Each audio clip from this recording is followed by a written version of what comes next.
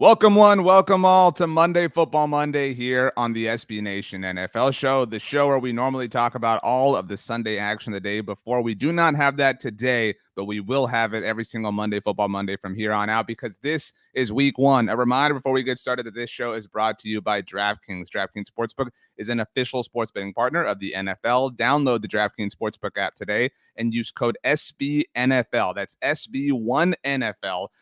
For a special offer when you sign up. That's code SBNFL only at DraftKings Sportsbook. This is Monday Football Monday, more specifically, of course, but this is the SB Nation NFL show. You can listen to us talk about the NFL all week long. Make sure you subscribe wherever you get your podcasts, Apple devices, Spotify. Leave a rating, write a review. Those things make us happy. You can also watch us live on the SB Nation NFL YouTube channel, the SB Nation NFL Twitter page, or the SB Nation NFL Facebook page. I'm going to be straight up with you. My name is RJ Ochoa from SB Nation's Blog on the Boys.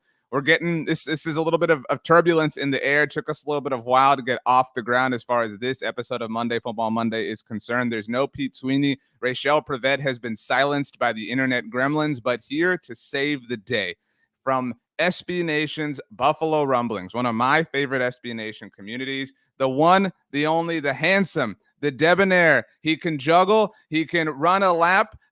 He can run a mile in 4 seconds flat, I've been told. JSpence, the king, joins us now on Monday Football Monday. JSpence, is it true that you can run the fastest mile that any human being has ever attempted in the history of all mankind? I'm waiting for JSpence. I don't know what's going on with our internet issues, by the way.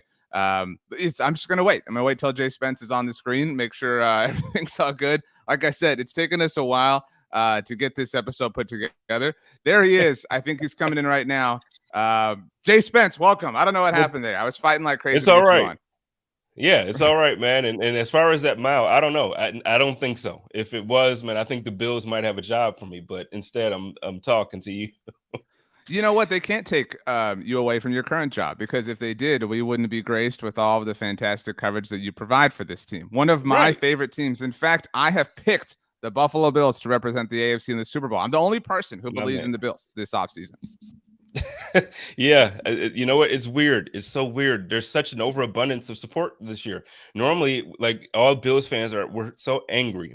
Nobody loves us. We don't get any love from the national media. Now it's like, okay, everybody loves us. Like, okay, keep Buffalo a secret. I think now that's what everyone is saying. So we have a lot to get into. Certainly, as it references Thursday night's opener between the Bills and the Rams. Also want to talk about an incredible thing you're doing and shine some light on a very, very special project that I know is near and dear to you. But I do have a lot of questions about the Bills, and I've kind of gone through it with the Bills myself. My first one, though, is about the attention. I said recently here on the NFL show, like for the last, I don't know, 5-6 years, every year there's like this Vogue team. The Jaguars are going to be a playoff team. The Browns are going to be a playoff team. The Browns are terrible and despicable now, but there was that energy once upon a time.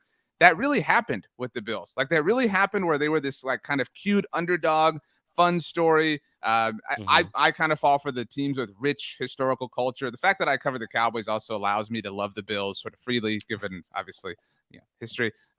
Apologies, but it's just a necessary thing. Anyway, but they did that, and they not only kind of broke through, but they stayed. That the Bills have staying power. That is so rare. Like, we've always seen these kind of like flash in the pan, one and done type moments. The 17 Jaguars in the title game, or the Browns when they beat the Steelers in the playoffs. We'll see if they get back. But you get what I'm saying? Like, the Bills arrived, and you said it, like, Buffalo's this kind of secret. Everyone's aware of Josh Allen. Everyone's aware of the coin toss and the mafia and the tables and all. Kyle Brandt is like the biggest Bills lover in the world. Like, what is it like to go from, I don't want to say NFL obscurity, but from one of, back of the room to now center stage of the dance floor? Man, it's both fun and scary at the same time. Like, it's fun because, like, your entire life, you're the kid that's in, you're the kid that's in the corner at the dance while nobody's paying attention to you. And now you're winning prom king. So it's, it's like, it's the opposite extreme. But I tell you what, it's a ride that I think everybody in Bills Mafia is ready for, because, you figure you go 17 years without making the playoffs. You go like 2 decades before you have a quarterback again, like a Jim Kelly caliber. And now you have this guy, Josh Allen, who's consistently going to be good enough to be considered an MVP candidate. At this point, playoffs isn't even the bar anymore. It's like, now we know we're going to make the playoffs, where it was 17 years, man. Like, we didn't even make the playoffs for 17 years. So Yeah, as far as like being front and center, it's a new position for us, and I think some of us have to learn how to maintain our fandom with it. But it's absolutely a ride that I think all of us are looking forward to taking.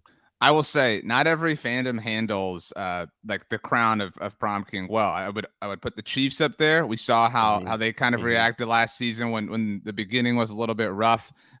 You go from like nobody liking us to everyone showering us with attention to like how can you not have us number one in your power rankings type of vitriol. Right. Who would you say is second as far as responsibility or credit is concerned? Because I would posit Sean McDermott. I think he's probably the most like underrated head coach relative to how impactful he is as far as the team. Like there are other underrated head coaches, don't get me wrong, but like he makes them so elite. And I feel like he is a Josh. If you have Josh Allen, you have everything. Like everything falls into place there. But Sean McDermott, I feel like as a Cowboys fan, long admired him in Philadelphia and the tree he came from and Jim Johnson. And I feel like Sean McDermott is part of establishing the culture that makes players want to go there. I mean, obviously it's Josh Allen, but it's Sean McDermott that makes Stephon Diggs, allow the trade. I mean, who wants to go to? I remember when T.O. signed with Buffalo. I thought that was at the time man, that's the Siberia of the NFL type thing. But Stephon Diggs, Von Miller chooses to go to Buffalo this offseason. I mean, the belle of the ball, the Buffalo Bills are. Yeah, and that's the thing, because it was just maybe not even we had Josh Allen and people still were like, I'm not going to Buffalo. So, it took it took a couple of years of Josh in the league. It took a trade for Stephon Diggs and some winning for people to now have this attitude that Buffalo is a place to be. But no, you're absolutely right, man. Sean McDermott, I think, and I don't think you can separate Sean McDermott and Brandon Beane when it comes to this, because the culture that they bring in, the type of guys that they recruit or the type of guys that they bring in for these positions, they just have these guys that have this family sense of pride. They want to be a part of the team, and not just a part of the team, but they care about each other on and off the field. Every single player I get a chance to interview for my show will always tell me that they love being in Buffalo because of Sean McDermott caring. He's like a father figure, and it's not fake. It's not something that you just see on TV when he's in the presser. It's something that, these guys will tell you when they go through certain things. Sean McDermott is one of the guys that they can, they depend on hearing from.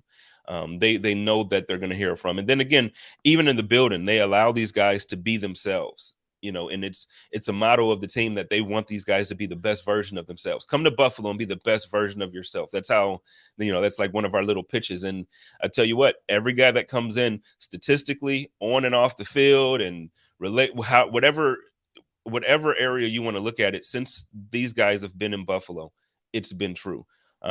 Guys have gone on now, but it doesn't mean that things have gone bad. It's just like, look at Cole Beasley. He had his 2 best seasons of his career in Buffalo. He's moved on. Fine. Some things with COVID or whatever, the issues there, whatever. But he had 2 of his best seasons of his career in Buffalo. Smoke Brown, same thing. So, yeah, you come to Buffalo, be the best version of yourself. Coach McDermott, yeah, he's the man. You bring up Cole. I remember when he obviously left the Cowboys. He talked about initially the facilities in Buffalo, and he was like, they're world class, and that was a big reason for my decision. And a lot of people like just dunked on him, like, dude, you're leaving the Cowboys, like the star, like whatever. But that has aged rather well. And I remember early on, and he didn't say this with any kind of slight, but how fans can be. He said that Josh Allen was one of the greatest athletes he's ever played with. And a lot of people like, whoa, you throw in shade at Dak, whatever, like the way those things kind of tend to turn. But like Cole's assessment of the Bills really aged really well. I mean, so kudos to him in that sense. My last question on this topic, you mentioned the word family. I feel like, and this is just an outsider's perspective, I don't think every team embraces team history and team culture the way that Bills do. And I think that streak goes both ways. Like it's the current team, obviously, but it's also your franchise greats wanting to be a part of it. Some teams have these acrimonious relationships. I look at the Lions with Calvin Johnson, even Barry Sanders. It's not what fans would want it to be. But I feel like Jim Kelly and Thurman Thomas and everybody's like a part of the deal. Like it all feels very collegey in that sense, which the Bills Mafia kind of has that vibe as a whole. Yeah, I think it's a gift and a curse, though. It's one of those things where, like I mentioned earlier, you had a franchise that hadn't been good for 2 decades and, no playoffs, no good quarterback play. So what ended up happening is, we idolized the guys that were last successful. And, So now it didn't matter what was going on. We're going to talk about the 90s Bills. Mm-hmm. It didn't matter. And that's cool because that was the success that we had. And those guys are so gracious. I love every single one of those guys. And they're there for the new team. They offer all support.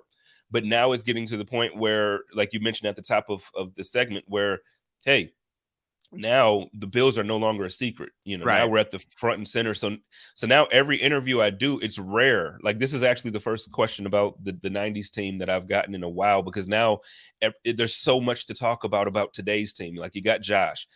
You want to talk about Trey White. He's out on injured reserve. So what is the defense going to look like?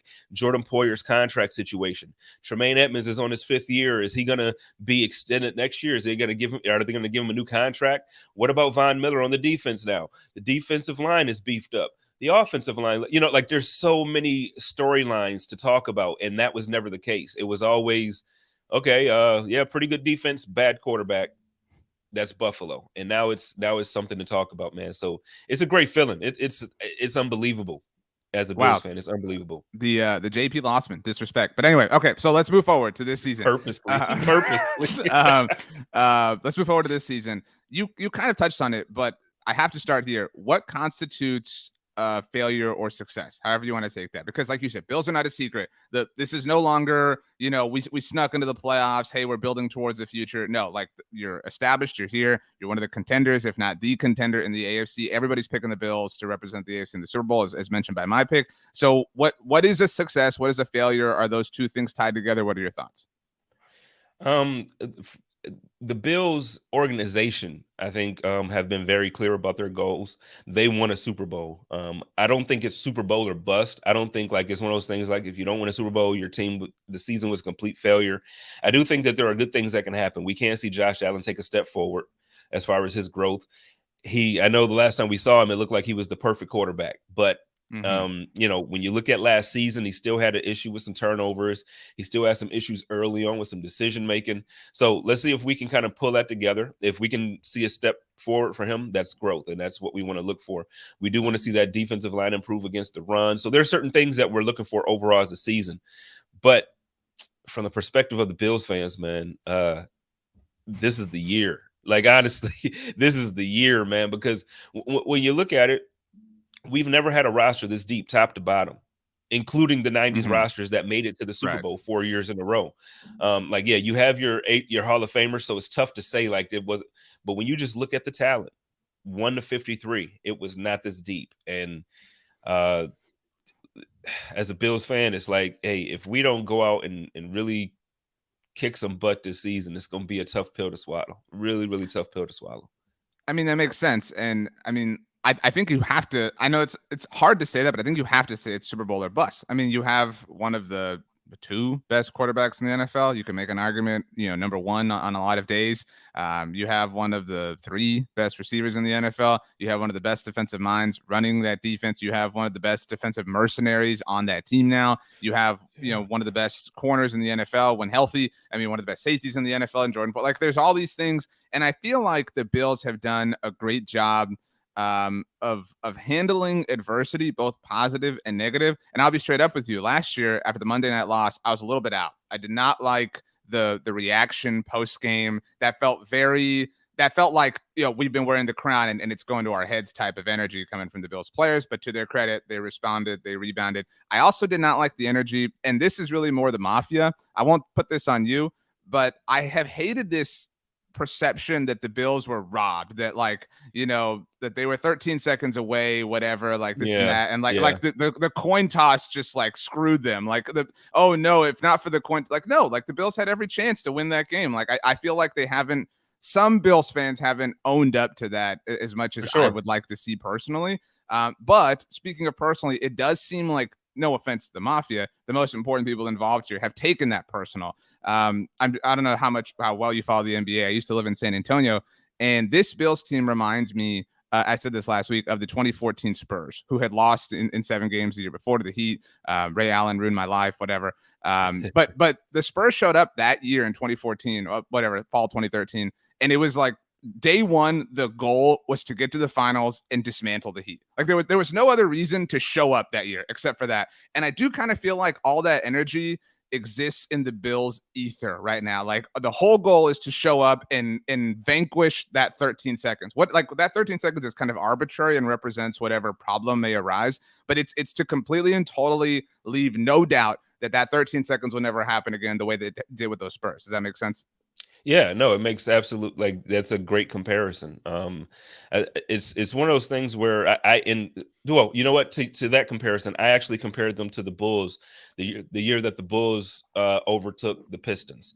It was Mm, like the Pistons kind of were just the tough guys for those years, and Jordan just couldn't punch through, and then. They said, you know what? Jordan went and got his body right. He went and lifted weights, and he's like, I don't care about the other games of the season. It's the Detroit Pistons, and right. to your point, it's the same thing. Yeah, with the Spurs and that Heat season, they came back and they're like, no, we're getting back to the finals, and this is the Heat. We're about to knock these boys out. And so the Bills, I think, whether you want to look at it like it's the Chiefs or if it's just necessarily overall the goal of the Super Bowl, Right. I think it's at the point where the Buffalo Bills now they're looking at a goal, and it's not that they're looking past people. It's just that they're so laser focused on what the goal is. It's kind of like they're trying their hardest to look through them, and I mean that in a way of saying like we're trying to grow. We want to go through you. We're not trying to go around you. We're not trying to hide, but we really want to go through all. We want to show everybody that we should be the team that you're betting on. We should be the team because we're that good, and not cocky good, but we're confident that we're that good. We got the quarterback. We got the defense. Let's do it. I love what you said about going through you. Again, I don't mean to just like bring up everything I've ever said before in my life, but something I say often is the 2015 Cowboys built their team as if they could go pick up right where Dez caught it. Like they could literally go pick up right there and just continue the sequence and get to the NFC title game. You can't. You've got to climb the mountain all over again. And it does seem like the Bills completely and totally understand that, to your point. So outside of the obviouses, like injuries, things like that, what would be the undoing of the Bills this season? Because we all are expecting fireworks. We're all expecting a huge offense. We're expecting the defense to be even better. And all of that kind of comes to a head on Thursday night. Obviously, my team played the reigning Super Bowl champions last year, and it was a great showing for Dallas, and a lot of people were impressed. But what would be what's the butterfly effect moment that this happens and the thread is pulled and the season falls out from under the Bills? To be honest with you, I think only injury. Honestly, now obviously there's always a chance that another team has like a Cinderella moment. You could have a quarterback that finally takes. So you could have a Justin Herbert take another step forward and become the guy. You could have Joe Burrow get a taste of a Super Bowl last year and say, you know what? Let's take this and go forward and really make this team dominant or whatever, or like or maybe like the Dolphins experiment works or something like that. It could absolutely work because Tyreek Hill can take a 15-yard slant into a 75-yard touchdown. We've seen it. So, we can see a lot of different scenarios, but the way I see it, like I said, as a Bills fan, I have all the confidence in the world in the team and Josh Allen and what we're doing. Honestly, without injury, I don't see any reason for me to be afraid of the season not going pretty well. So on the subject of injury, I can't remember a season opener that had this much like weirdness. Like there's the Stafford injury that the Rams are just like pretending doesn't exist, right? Like his arm might fall off on Thursday night. We have no idea. And no clue. There's the Tre'Davious White thing. What's the status on that? Like when is he expected back? Like because the Bills are the Bills, but every time people talk about them, it's Josh Allen, Von Miller, Stephon Diggs. Like Trey is kind of flying under the radar, which helps obviously when you have these kind of scarier storylines percolating. Yeah, I mean it doesn't help when you bring it up because now people have attention to it. But you're right. No, he's actually good. They put him on IR. He's expected back, I think week 6 around, so, and that's good. He does look good. And that he was at a point where they were trying to put some pressure on the doctors. Like, come on, man, I'm ready. And the doctors just weren't really at the point to do so. We lost him at the Thanksgiving game last year. So I just think it would have been a little early. So coming back October, I feel a whole lot better seeing him suit up then than anytime in September. And I mean, the season isn't won for the Bills in September. So no real pressure there. How are you going to feel Thursday night if the Bills lose? Because Uh, there's, to put myself in that situation again, because this show is all about me. The Cowboys went into that. I don't know how well you remember, but I think to refresh everybody, Dak had been injured the year before, so and he had also had the shoulder issue in camp last year, and then the Cowboys were on Hard Knocks. So everybody had that question. Dak came out and was amazing, exceptional, and really kind of silenced all those questions. And so even though the Cowboys lost, it was a really positive sort of feeling as far as the overall season was concerned. I don't think the Bills are in that place. I don't think there's any kind of loss that I could feel good about with them because I do expect so much from them. that's a great question. So I've been actually giving Bills fans a message of caution to obviously ride your emotions, ride them high. Like this season is supposed to be fun. Mm-hmm. The expectation is that the Buffalo Bills are going to win the division. The expectation is to make it to the Super Bowl and to win it. So with that expectation, enjoy it. However, understand that it's a long season and it's a week to week year. We've seen Tom Brady teams go 2-4 in the first 6 weeks and win the Super Bowl at the end of the year. We've seen teams like the Cincinnati Bengals last season sneak into the playoffs with a 9-8 record. We've seen and the Buffalo Bills won't be 9-8. But if they lose week 1, is what I'm saying, the season is not over. We are not a horrible team because we lost to the defending Super Bowl champions. Those guys tend to be pretty good too. They have somebody over there named Aaron Donald, who I think is the best player in the NFL. So, if we lose, it might be a little bit disheartening for the fan base. But you know what?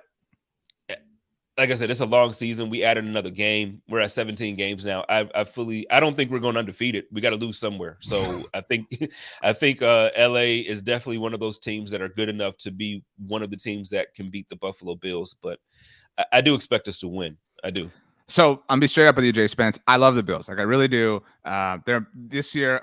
My cousin and I, we do a connected franchise on Madden every year. It's a big thing in our relationship, and I generally always have rocked with the Bills. But now like I did it before it was cool, just for the record. So I am super team Bills. But to paint a bit of a negative picture, we'll have you back on at some point to kind of check in. But say they lose, right? Like you said, it's certainly very possible. And then, by the way, had not totally realized, got to wait all the way till Monday night in week 2. That is a long little stretch, from the season opener till then. But the Titans, everybody remembers the Monday night game, against the Titans. What if there is this 0-2 start? What would the panic level be? I mean, because it's not impossible. Again, like just to explore all possibilities here. Yeah. If there is this 0-2 start, and even looking at the first 6 weeks, I don't doubt the Bills by any measure. But I think they'll crush Miami, especially if they start off 0-2. I think that, we go back to taking things personal. But then Baltimore and then Pittsburgh, I'm not at all afraid of. But then Kansas City, like these are, I could see 3-4 losses. Like I could see a path to that happening. I wouldn't bet on it, but it's certainly possible. Absolutely. You have some good teams there. You have the Chiefs team that we just talked about being the team that we will need to beat. Like those are our, that is the Pistons for the Bills this year, to their Bulls. So no, the Chiefs are absolutely a team that can absolutely beat us. Look, the Ravens, I think, are going to win that division. So again, good team. The level of panic amongst the fan base would be unbearable for me. It would be absolutely unbearable for me. But again, like I said, I realize, it's a long season. I know the type of players that we have. I know how hungry they are. I've been around certain members of the team, and this is the first year that I ever remember. It feels different with the conversation, the way they talk, the things that they talk about, how they train. They're laser focused, and you know what? Every year or two, I feel like the better. Every year the team gets a little bit better, and it's like, oh yep, now we're playoff caliber, okay, championship caliber, okay, and it's like the way they're talking, and now it's like, no, we're not afraid to say the word. Like now you have Jordan Poyer doing interviews saying, no, we want to be Super Bowl caliber. Right. We're not saying it like we're cocky. And he actually said in an interview, we're not looking past people. We just really want to manifest our dreams. And the best way to do it is to speak those things. And we're going to speak it like we want a Super Bowl. So I just think now, I need the Bills fans to have the same confidence as the guys that's going out on the field. I think that like, I think everybody would say, I would love to win the Super Bowl and not have to worry, the entire way, whatever. But like, it's I mean, it would be more satisfactory if you did try to manifest it, if you did try to will it into existence, if you dealt with the lows that come with it, like the natural kind of rise and fall of being a sports fan. So I respect that completely, entirely. I have one more silly one before my most important one. The red helmet thing. I would love to see it. What is the pulse of Bills fans? Do they want to see the red helmets come back? The one that Josh, by the way, kind of mean of Josh Allen to tease Bills fans, knowing that it was fake. Very mean, very mean. He's a big jokester though, so I think Bills fans are kind of used to it now. He always kind of has some type of joke that he's teasing somebody with. But right, yeah, I would love to see it. I think the pulse around the fan base, it's actually kind of split. A lot of people love the nostalgia of the '90s, so for them to the success again to bring back the look would feel nostalgic. But there's a lot of people that's like, no, this is a new era. We got a new team, a new captain. Let's do this. And now we love the white face masks that they threw on the white. They used to be gray. Yeah. So yeah. The so gray now ones people so are like, dumb. yeah. So now they're like, leave it alone. Like we're perfect. Leave it alone. So I'm for it either way. I just love it. In Madden, I always play with like the red helmet with the red jersey and the white pants, and it just looks amazing. So I would love to see it, but however they do, I don't care what they play in, man. Just go out and I can't wait for Thursday. Look, I promise I'm not sucking up. There's not a bad Bills uniform. Like I love the uniform combinations. I love all the obviously really strong, prominent, bold colors. It's hard to mess that up. The red helmet's not my favorite. I did not like the blue face mask with it. You go red helmet, the white, I'm totally with you. But the blue was a little bit weird. I don't think anybody, back to the gray thing, no white helmet looks good with a gray face mask. I don't know why any team does. Like the Colts have done that before. Why? It's just all it does is dull the helmet. But it's like, why? Where did it come from? Either like there was like no, it wasn't a prominent color in our color scheme. I just was like out of nowhere. Okay, let's try gray. No, let's not do gray. That's a good point. Even the Niners is how the face mask is gray. Like, remember when it was red? Like, it used to be so much cooler. Like, bring back face mask Make it pop. Personalization. Yeah. Exactly. Totally agree. Wow. Well said. Okay, JSpence, tell us. I want to let you kind of set the stage for the fundraiser you're working on. Fundraiser is doesn't even do it justice. Please tell us about the great work that you're doing. Yeah. Well, thank you for allowing me to use your platform to do this. But so my aunt Pearl Young, she was one of the victims in the shooting earlier this year at Tops on Jefferson and Buffalo, and back in May, where someone came into the store and targeted 10 Black people to just an act of violence, senseless violence. So what I'm doing, she loved music, and I think one of the best ways to honor her is to sing and to enjoy music. So we're gonna have a karaoke party the 16th of September this month in Buffalo. So it's the weekend prior to the home opener with the Tennessee Titans. If you are in Buffalo, please join us. You can get your tickets at Eventbrite. Just look up Bills Mafia Karaoke, or you can find me on Twitter at JSpence the King, and you can find the tickets there for the karaoke party or the raffle. The raffle, we have a ton of things given away. Every single dime that we're going to make on this, we're going to give to the Good Samaritan Church as a scholarship in honor of my Aunt Pearl. So that's the church that she was a member of, and she ran a pantry for about 25 years of her life. So I just look to really be a blessing to that community, because they've been a blessing to me. And so many people they've been a blessing to. So if you don't think you can make it, you can absolutely still make a donation. You can go on the website for the event, and there's a spot there just for a donation. Every penny goes directly to the church, and I appreciate you so much. And RJ, thank you for letting me do that. I appreciate it. No, of course, man. It goes without saying, all of our condolences here to you and your family. A very senseless act that the entire country and entire world obviously saw the story unfold of the tragedy. And I think what you're doing, using your platform, is really great. Using your stature and position that you've been given and you've earned through coverage of the Bills, and just being yourself, I think is really noble. And awesome is not the right word, obviously, for this context, but I think what you're doing is just a really, really beautiful and wonderful thing. So we're very happy to support you in that sense. So it's $2 per raffle ticket. So everybody has all the information. You can get 6 tickets for $10. Please correct me if I'm wrong here. Mm-hmm. They can Venmo you specifically at JSpence the King. And I don't Cash App, so I don't know if you have to put the $sign or if that's I don't do that it's myself. Like the ad sign. Right. Okay. So you do $. I am JSpence. And these are the prizes you have listed on the flyer, at least. You get a Bills fan pack which would be awesome, especially for me, this closet Bills fan. A wine basket, beer basket, 2 bottles of champagne, a Sunday dinner for 4, a photo shoot, $300 voucher towards any inflatable rental, so you kind of keep the party going in that sense.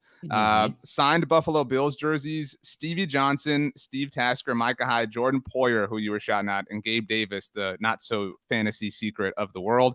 They could be a special guest on Code of Conduct with you. I mean, this is all like, I think people should donate, assuming they can. They have the financial means to do so no matter what. But this is a lot of great stuff that you're giving away. And it's very clear and obvious how much hard work and dedication you've put into honoring your aunt. Yeah. And like you said, it's going to be a great time. We got it's going to be a very, very good time. And we might have some special guests showing up. So I can't say too much because I don't want to get people in trouble. Sure. But trust me, if you're in Buffalo and you want to show, you want to show up, because stuff like this doesn't happen too often before football games. I'll just say it like that. Well, I predict that the Bills will be 1-0 at that time. So the vibes will be good. The energy will be good. And you said it's the weekend before. You know, look, everybody wants to watch the Sunday action do it. But still, you get to have the weekend before and celebrate the great life of your aunt. And, you know, then Monday, enjoy the home opener. Like, just a good weekend with people you enjoy, people you love. And raising a glass to people who we all knew and loved. So JSpence, thank you so much for your time and for your energy and your efforts and for the great work that you're doing, and can't wait to check in with you later on down the road this season. Absolutely. And thank you and your team. Amazing time. Thank you so much. Hey, good luck this season to your Cowboys. I know you're a closet Bills fan, but good luck. I got a friend that's a Cowboys fan, and I make fun of him often. But for the sake of this, I'll say good luck this year. You know what, JSpence? I'll say this right now, decree. If and when the Bills win the Super Bowl, I picked the Vikings to beat them in the Super Bowl. I'm getting a little bit of heat for that, but I would love to be wrong. But if it happens, I'll buy a Bills jersey. I need an excuse to do it at this point. You know what I mean? The blue is just beautiful. I never wear anything else. The blue jersey is wonderful. I tell you what, if the Bills make it, and let's just say it's the Vikings, if the Vikings do win, I'll still buy you a jersey, because it's unbelievable to me that the Bills would lose to the Vikings. It is. I got the Bills meeting the Saints in the championship this year. You're one of these people that's high on the Saints. I don't know what this is. It's a weird thing, but you know. But see, well, you know what? I've been high on them prior to, I guess, this new wave of it, which is cool because it makes me feel and look right. But but no, I think Jameis Winston is a very, very much improved quarterback, and I think, you know, people still have that in their mind. They still think he's the 30 for 30 guy. But if you look at the season he was having prior to the ACL tear, he was one of the top quarterbacks in the league. His touchdown to interception ratio was amazing. He had that offense buzzing. They have a good defense. Still have Alvin Kamara. They have some good weapons. They signed Jarvis Landry as a secondary receiver behind Michael Thomas. They got some weapons. So just check them out. Core, Chris Olave now part of that mix. I mean, but see, like, that's kind of my Vikings take, like what you just said. Like, I think Kirk Cousins, people think he's the meme guy. He's the, you know, Kirk Cousins dude. He's one of the most efficient quarterbacks in the NFL. He has arguably the best receiver in the NFL in Justin Jefferson. He has maybe the best number 2 in Adam Thielen. He has Dalvin Cook. They added Zadarius Smith. I think that was one of the more kind of, it's not Von Miller, but you know what I mean? Like, that's a pretty, I will say the Saints maybe have a more winnable division with Brady kind of falling apart, or the Bucks falling apart at least. You know, Aaron Rodgers still exists, and I hate him with all my heart and soul, but you know, it is what it is. But you know, we'll see. I would love to see the Saints happen, because if the Saints get to the Super Bowl against the Bills, I'm taking whatever. I don't care how much the Bills are favored by. Give me Buffalo. I'm putting my house on it. I'm putting my house on it, man. All of it. All of it. JSpence on Twitter at JSpence the King. Thanks so much for hanging out, man. We'll see you later on down the road. Sir. Thank you. Take care. So gonna try to bring in Rachel now. I don't know how this is gonna work internet wise. If it wasn't obvious at the beginning of this episode, our internet connection and relationship was a bit spotty. So Rachel, if you can try to join, if not, we'll get ready to say goodbye to everybody. Let's see if it works. Okay. Can you hear me? I can hear you, but that was never the problem in the pre-production meeting. Can you hear me? I can hear you, but it's just broken up really bad. So do you have any thoughts before we try to test this out more? Is this my thoughts on the upcoming games? On the Bills, the Rams, whatever you want. The floor is yours before the internet ruins this episode. I mean, that's definitely, like, if we look at our document or whatever, I didn't I didn't put that in, but I think Bills Rams is definitely going to be one of the most exciting week one games we have. You guys already talked on it, just the fact that reigning Super Bowl champs, and then you have a team that's definitely like projected to win it all this year. So I think that's going to be really excited to see. But I also put down, I'm excited to see the Chiefs Cardinals game, and I'm also excited to see the 49ers Bears games. Everybody already knows I'm excited for Eagles, Ravens, because those are my teams for sure. But outside of those teams, I think like the Chiefs Cardinals game is going to be interesting to see. One, this would be Patrick Mahomes' like first game, well, regular season game without Tyreek Hill. So seeing how that new offense is going to look.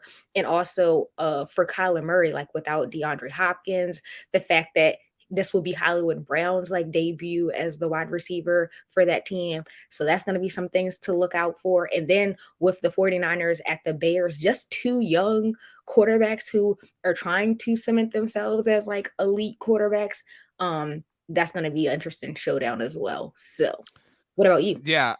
Well, so I'm interested to see the Trey Lance thing. I know Stats is very anxious about that. I'm with you. The Chiefs Cardinals game is going to be all about like who is the bigger fraud. Like, are the Chiefs actually going to be this fraud without Tyreek Hill, or are the Cardinals just frauds because they're frauds now? Games I'm looking forward to outside of Thursday, and we'll of course preview all of them this Friday on the new version of the Look Ahead with myself, Stats, and BLG. Bucks Cowboys. How could I not? Now the Cowboys signed Jason Peters right before we started recording this. I don't think he'll play, but very excited about that. I'm excited to see the Steelers in Cincinnati. I don't know that I kind of think the Bengals are a little bit of a paper tiger. I hate to make the easy pun. But like, I do kind of feel like Mike Tomlin's ready to go in there and be like, remember who you are, remember who you are, this like Mufasa talking to Simba through the clouds. You know what I mean? Like, remember who you are. You are the little brother. I know we stumbled a lot last year, but we're back. I just don't really buy the Bengals, but I'd like to see them be proven wrong.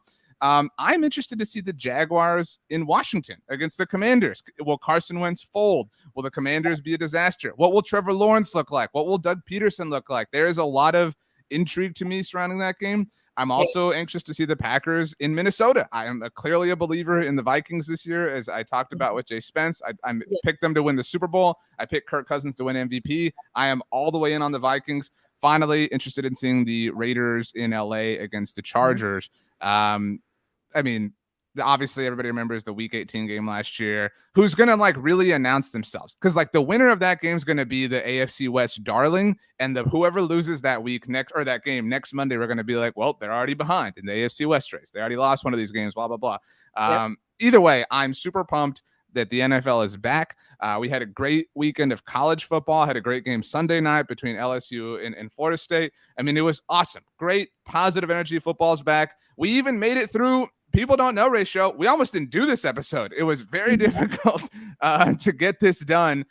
So I want to take away your responsibility for awarding the Mfw Mvp, and I'm going to hand it to you, Rachel, because you made sure this episode happened. Rachel Prevet, the Monday Football Monday most valuable player here today as we start week one. So congratulations, Rachel. What do you have to say for yourself? I'm just happy we made it through. It was a long time coming. It was very frustrating this morning, but we pushed through and we got it done. So cheers to us. We did. And once again, cheers to JSpence from Buffalo Rumblings joining us. If you can, listeners, please make sure to go support the fundraiser that he is doing.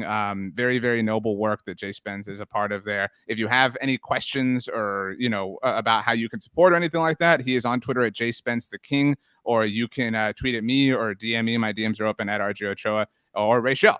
Rachel's on Twitter, Rachel Prevet, right? Rachel? Or no, Rachel Monique. I know. I always get confused. I mean, because I never like address you as Rachel Monique. Maybe I should start doing that. So if you have any questions, please tag us in them and we would be happy to point you in the right direction.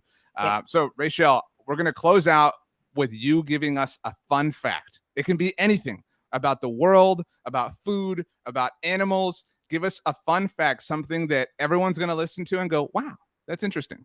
The floor is yours. A fun fact about me, I always use this one. Okay. I got my name from my parents. So Rachel is a combination of Raymond and Michelle. People always are curious. They're always like, oh, it's Rachel or You know, like, well, I don't butcher my names, but that's a fun fact. That is very cool. I mean, because like I bet you've probably gotten Rachel a lot, like in your life. Like people probably mispronounce it all the time. To be very clear, I have never assumed it was pronounced Rachel. I always knew it was Rachel. Wow, look at that. Yeah, look at that is a fun fact, Rachel. It is a fun fact. I always use it. Yeah. Wow. Okay. All right. I was thinking more of like an animal related thing. Like, I don't know, like, like elephants sleep for 6 months at a time or something. I don't know, like whatever it was. But person, I have no idea.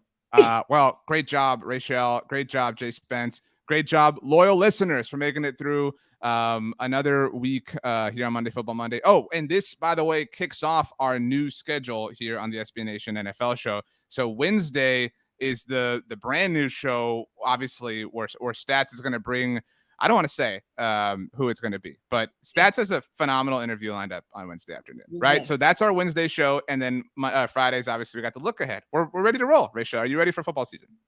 I'm ready. I'm so ready. All right. Well, look at this. Our internet worked out. Okay, let's just leave before it all falls apart. Thanks so much for listening, everybody. We'll see you next Monday with 16 games. No, not 16. 14 games to talk about, because we got Thursday night and then we'll have Monday night. So 14 games to talk about next week on Monday Football Monday.